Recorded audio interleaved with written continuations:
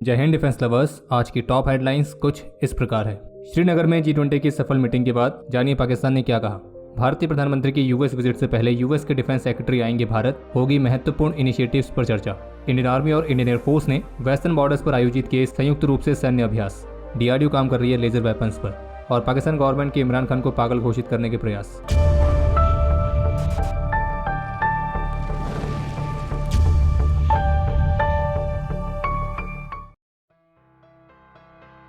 तो श्रीनगर में G20 की टूरिज्म वर्किंग ग्रुप मीटिंग बेहद ही शानदार तरीके से पूरी हो चुकी है और कुछ चुनिंदा देश थे जो कि इस मीटिंग में शामिल नहीं हुए, जिनमें चीन, सऊदी अरेबिया, टर्की, इजिप्ट और ओमान ये शामिल हैं। इजिप्ट और ओमान G20 में नहीं आते, उनको गेस्ट कंट्री के तौर पर इन्वाइट किया गया था। बाकी हमारा निकम्मा पड़ोसी पाकिस्तान, जिसने पूरे दिल से कोशिश करी थी कि वो इस मीटिंग को किसी भी तरह से रुकवा दें, लेकिन अब पाकिस्तान की तरफ से एक स्टेटमेंट जारी की गई है जिसमें उनका ये कहना है कि 22 मई से 24 मई तक श्रीनगर में आयोजित की गई G20 टूरिज्म वर्किंग ग्रुप की मीटिंग को पाकिस्तान स्पष्ट रूप से अस्वीकार करता है। इतना ही नहीं बल्कि स्टेटमेंट में पाकिस्तान ने यह भी लिखा है कि श्रीनगर में आयोजित हुई ये G20 मीटिंग जम्मू कश्मीर के लोगों के लिए विश्वासघात की तरह है। और बाकी हम चीन, सऊदी अरेबिया, टर्की, इजिप्ट और ओमान को धन्यवाद कहते हैं कि वो इस मीटिंग में शामिल नहीं हुए। बाकी पाकिस्तान के इस तरह के स्टेटमेंट देखकर सबसे पहले तो कुछ ऐसा ही कहने का मन करता है, पर हमें नहीं लगता कि हमें वो कहने की ज़रूरत है, वो आप ऑलरेडी समझ चुके हैं। बाकी सबसे पहला प्रश्न तो पाकिस्तान से यही है कि आपसे पूछा किसने कि आप इस मीटिंग को स्वीकार करते हो या नहीं करते हो। बल्कि भारत के विदेश मंत्री ने जब साफ तौर पर कहा था कि G20 तो बहुत दूर की बात है, पाकिस्तान का श्रीनगर से भी कुछ लेना देना नहीं है। बाकी पाकिस्तान ने अपने स्टेटमेंट में उन देशों को तो धन्यवाद कह दिया जो कि इस मीटिंग में शामिल नहीं हुए, जिनमें से 3 देश G20 के मेंबर थे और बाकी 2 इन्वाइटेड कंट्रीज थी। लेकिन पाकिस्तान ने उन देशों के नाम क्यों नहीं बताए जो इस मीटिंग में शामिल हुए थे। और खास करके इंडोनेशिया, UAE और बांग्लादेश, ये तीनों ही इस्लामिक कंट्रीज हैं, ये तीनों ही OIC ग्रुप के मेंबर्स हैं और इन तीनों में से इंडोनेशिया तो G20 का भी मेंबर है, और जबकि इंडोनेशिया तो सबसे अधिक मुस्लिम आबादी वाला देश है। और हाँ, पाकिस्तान ने अपने स्टेटमेंट में जो ये लिखा है कि श्रीनगर में G20 की मीटिंग जम्मू कश्मीर के लोगों के लिए धोखे की तरह है, तो ये पढ़ के तो हमें भी समझ में नहीं आया कि इसका मतलब क्या है। अगर आपको समझ में आता है तो आप कमेंट सेक्शन में शेयर कर सकते हैं। और जबकि वियोन की रिपोर्ट के मुताबिक श्रीनगर में आयोजित की गई G20 मीटिंग में इजिप्ट और सऊदी अरब के कुछ अनऑफिशियल रिप्रेजेंटेटिव्स मौजूद जरूर थे। प्रधानमंत्री श्री नरेंद्र मोदी की यूएस विजिट से पहले यूएस के defence secretary Lloyd Austin Bharat में अगले सप्ताह अपने Indian counter part Shri Rajnath Singh के साथ मीटिंग आयोजित करेंगे और इस बात की अनाउंसमेंट पेंटागन की तरफ से की गई है।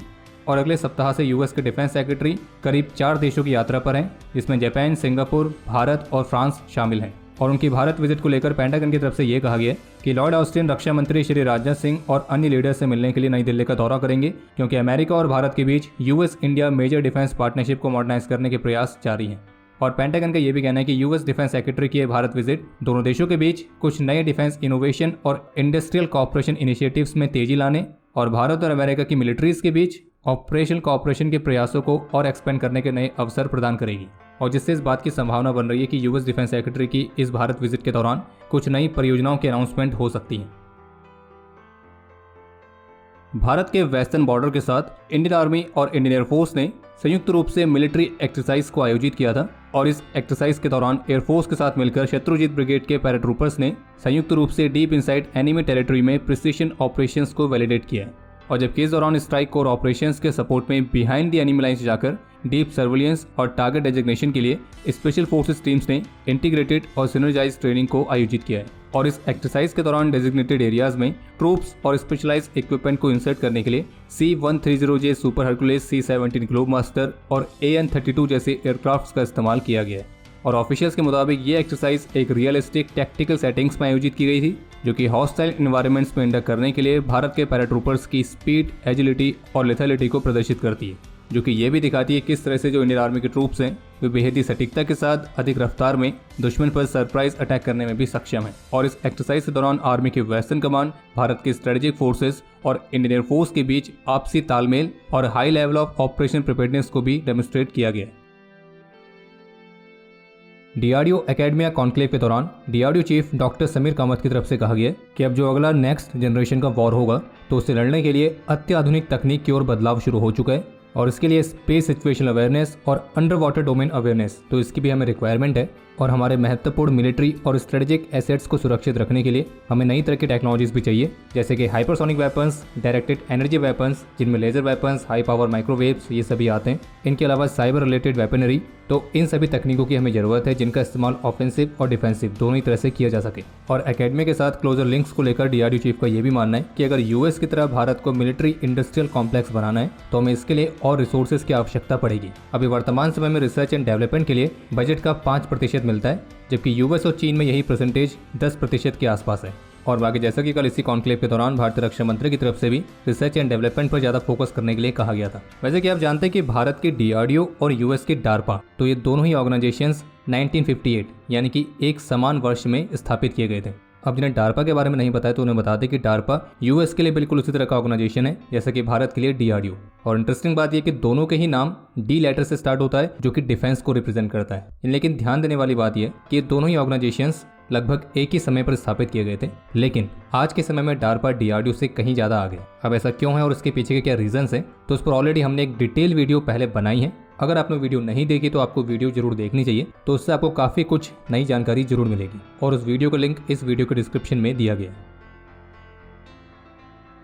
GRSE को भारतीय रक्षा मंत्रालय से इंडियन नेवी के लिए 10-30 mm की नेवल सरफेस गन्स को सप्लाई करने का कॉन्ट्रैक्ट प्राप्त हुआ है। इस कॉन्ट्रैक्ट की वैल्यू है लगभग 248.5 करोड़ रुपीस। और जो naval surface gun Indian navy को सप्लाई की जाएंगी, तो GRSE ने इन गन्स के स्वदेशीकरण को हासिल करके एक महत्वपूर्ण माइलस्टोन भी हासिल किया है। बाकी इसके अलावा एक अपडेट यह है जिसमें गुरुवार को US के defence secretary mister Lloyd Austin की तरफ से कहा गया है कि जो यूरोपियन एलाइज हैं तो वो यूक्रेन के फोर्सेस को F-16 फाइटर जेट्स के लिए ट्रेन करने के लिए एक कोऑर्डिनेटेड प्रोग्राम को विकसित कर रही हैं। लेकिन इसी के साथ पेंटागन लीडर्स ने इस बात को लेकर भी वार्न किया है कि ये एक कॉस्टली और कॉम्प्लेक्स टास्क है और ये इस वॉर में कोई मैजिक सॉल्यूशन नहीं देने वाला है। और US डिफेंस सेक्रेटरी का ये भी मानना है कि जो एयर डिफेंस सिस्टम्स हैं तो अभी भी ऐसे वेपन्स हैं जिनकी यूक्रेन को सबसे ज़्यादा रिक्वायरमेंट है।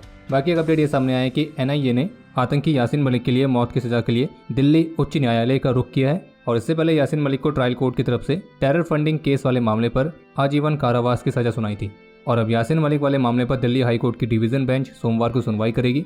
और इस आतंकी यासीन मलिक पर इंडियन एयरफोर्स के 4 जवानों की हत्या करने और रुबैया सईद के अपहरण का भी आरोप है। और बाकी आतंकियों से याद आया, पाकिस्तान में एक नए तरह का ड्रामा शुरू किया गया है। हुआ यह कि एक लेटेस्ट प्रेस कॉन्फ्रेंस में पाकिस्तान के हेल्थ मिनिस्टर अब्दुल कादिर पटेल ने इमरान खान की मेडिकल रिपोर्ट का खुलासा किया है। और जिसमें उनकी तरफ से ये कहा गया कि इमरान खान की मेडिकल रिपोर्ट में कोकेन के ट्रेसेस पाए गए और उनके यूरिन सैंपल में अल्कोहल भी पाए गए। और उनका ये भी कहना है कि शुरुआती मेडिकल रिपोर्ट्स में इमरान खान की मानसिक स्थिरता पर भी सवालिया निशान लगाया गया। बाकी जहाँ तक सवाल है इमरान खान की मेडिकल रिपोर्ट में कोकेन, अल्कोहल ये सब पाए जाने का, तो हमें लगता है कि पाकिस्तानी मिलिट्री और पाकिस्तान गवर्नमेंट के सीनियर ऑफिशियल्स हैं उनकी मेडिकल रिपोर्ट भी अगर निकाली जाए तो ये चीज़ें तो उनमें कॉमन मिलेंगी, और खास करके रात को 8 बजे के बाद। बाकी इस प्रेस कॉन्फ्रेंस से चलो एक बात तो क्लियर हो गई कि पाकिस्तान में हेल्थ मिनिस्टर भी है। और बाकी अब लग रहा है कि वो दिन ज़्यादा दूर नहीं है जब पाकिस्तानी गवर्नमेंट या यूँ कहें पाकिस्तान की मिलिट्री इमरान खान को या तो पागल घोषित कर देगी या फिर सच में ही राका एजेंट बना देगी। और खैर बाकी इनके अलावा कुछ और अपडेट्स हैं। एक अपडेट तो यह है जिसमें Indian computer emergency response team की तरफ से एक नए तरह के वायरस के बारे में वार्न किया गया है। ये एक तरह का एंड्रॉयड मालवेयर है जिसका नाम है दाम। और ये मोबाइल फ़ोन्स को इन्फेक्ट करके उसके सेंसिटिव डेटा जैसे कि कॉल रिकॉर्ड्स, कॉन्टैक्ट लिस्ट, उसकी डेटा हिस्ट्री, उसके कैमरा की डिटेल्स, तो इन सभी को हैक कर सकता है। और ये भी कहा गया कि ये वायरस एंटीवायरस प्रोग्राम को भी बाईपास करने में सक्षम है। और एक बार डिवाइस में आने के बाद ये मालवेयर फिर उस डिवाइस के सिक्योरिटी चेक को बाईपास करने का प्रयास करता है। और अगर वो प्रयास सफल हो जाता है तो फिर उसकी मदद से वो उस डिवाइस में मौजूद सेंसिटिव डेटा को चुराता है।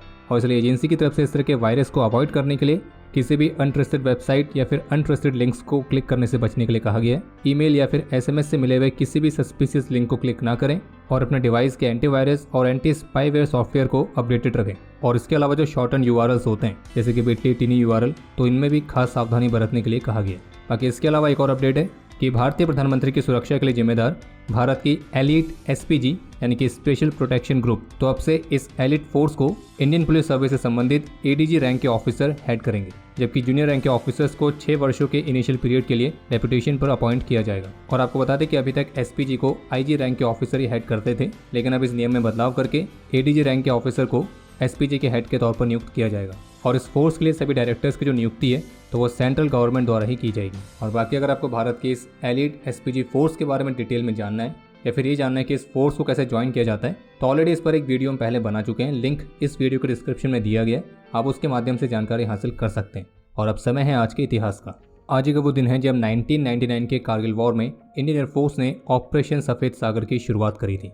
आज के दिन 1988 में सियाचिन ग्लेशियर में देश के प्रति अपना कर्तव्य निभाते हुए कैप्टन प्रताप सिंह वीर गति को प्राप्त हुए थे और इन्हें मरणोपरांत महावीर चक्र से सम्मानित किया गया। और बाकी आपके लिए आज का प्रश्न ये है कि ऑपरेशन सफ़ेद सागर में इंडियन एयरफोर्स के कौन कौन से फाइटर जेट्स इस्तेमाल किए गए थे। समय है आज के टॉप 3 कमेंट्स का, जो ये रहे आपकी स्क्रीन पर।